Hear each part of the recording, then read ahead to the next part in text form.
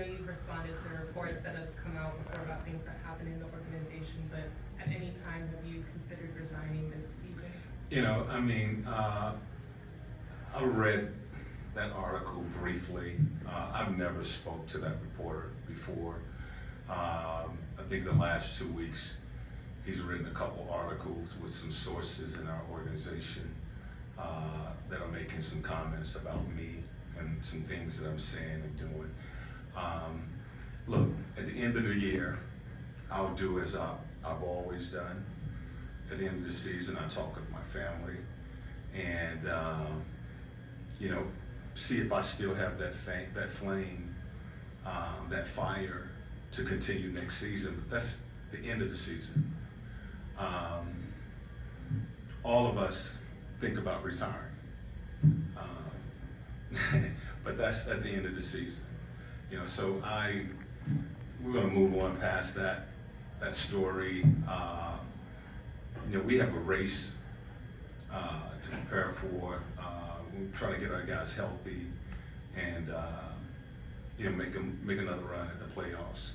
But you know, the things that were reported. Look, I'm here to coach this team, and you know, I've talked to Tony many times, and you know, our goal is to make the playoffs, and that's what I'm working towards. So we squashed that, right? All right. Nate, just a little bit further, simply from the fact of, I know there was a practice where we were all having a conversation with you about you know, your growth as a coach and just how you've gone about this experience. Has there been, just for a point of clarification, has there ever been a point this season where you felt like you couldn't relate or communicate to your players?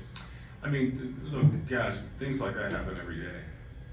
They happen every day. You know, when you drop a game, you know, you're trying to figure out how to get that team back right and doing the right thing. So you're always going to be looking. I'm 58 years old. Okay, I've been in this business for a long time, but that's been throughout my career. You know, but as I said to you, that retiring and moving on, that is a conversation I have at the end of the year, not right now. Okay. Bob, you think about retiring? No, sir. Oh, no? Okay.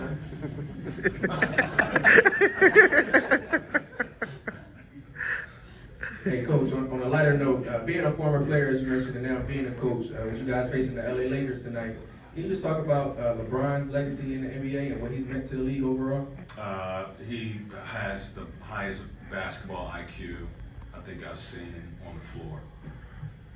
You know, this guy is capable of playing 5 positions, and he will play all 5 positions. He's a coach, quarterback, leader, out on the floor, and you know, he is a guy that he plays chess out on the floor with the opponents.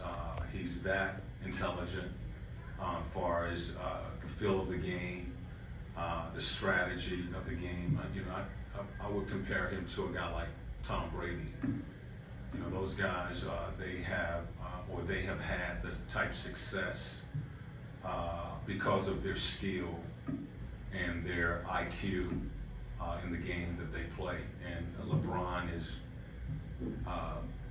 you know, I don't know if I've seen a player with a higher basketball IQ. You know, a lot of people want to compare him to Jordan, and I compare him to like Magic.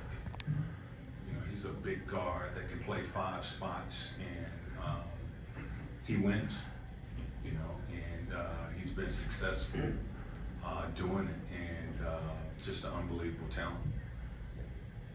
Just the focus for you, Nate, from bouncing back from the Nets game, because you guys did so much right in that game. How do you kind of bring that into tonight against the Lakers? Well, we talked about habits, and you know, we want to go out tonight and try to build and establish good habits. You know, it's going to take that tonight against the Lakers. As I've said to our guys, don't look at that record. You can't play a record with, especially with a guy like LeBron being out on the floor. We have to play the game. We have to compete. We need to be the aggressors. Defensively, keep these guys out of transition. All the things that we talk about really every game. Taking care of the basketball, not turning it over and getting back, and forcing them to shoot over the top of us. If we're allowing those guys to get out into transition and playing in our paint, then it's going to be a long night for us. So respect this team, which I know we will, and play the game. Nate,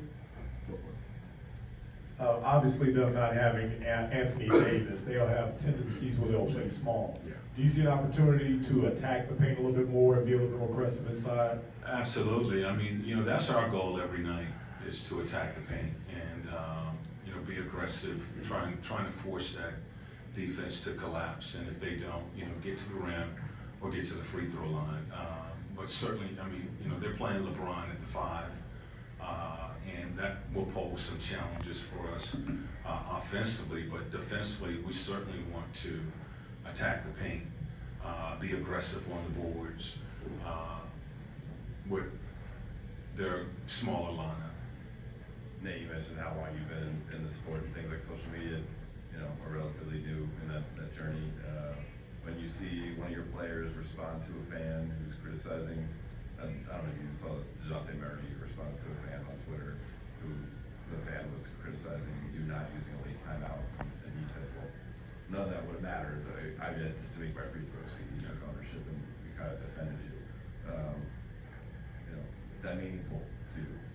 Absolutely. I mean, our guys know what we're thinking in situations like that, and we've talked about that really throughout this season. We've been in that situation a couple times, and where if there's a certain score or we feel like we can get that ball on the run and allow our guys to play, there are times when we tell our guys to go, that we're going to go, so that they can't get their defense set. I think a couple games before that, Trey, the similar situation, Trey, Chicago scored. We went down without calling a timeout and was able to score, and it worked for us. That particular time it didn't, and so we look at the tape and we learn from it. There's some things that we probably would have done different, but that happens in games, and you learn from that, and hopefully in the next game, when you're in that situation, you execute better. I wanted to ask about Jalen. He seemed a lot more confident putting the ball on the floor and attacking the rim. I was curious if there have been conversations with him to kind of work through his overthinking. You mentioned that that's been an issue for him. We want to be aggressive. When you're open, shoot it. And when you have a lane to the basket, we always want our guys to attack. So, don't think too much out there. React to the play that is given to you. And I thought he did that in our last game. He was aggressive, attacking the paint, making some passes, and he knocked down a couple shots, and a couple of those shots didn't fall for him. But we want him to remain aggressive.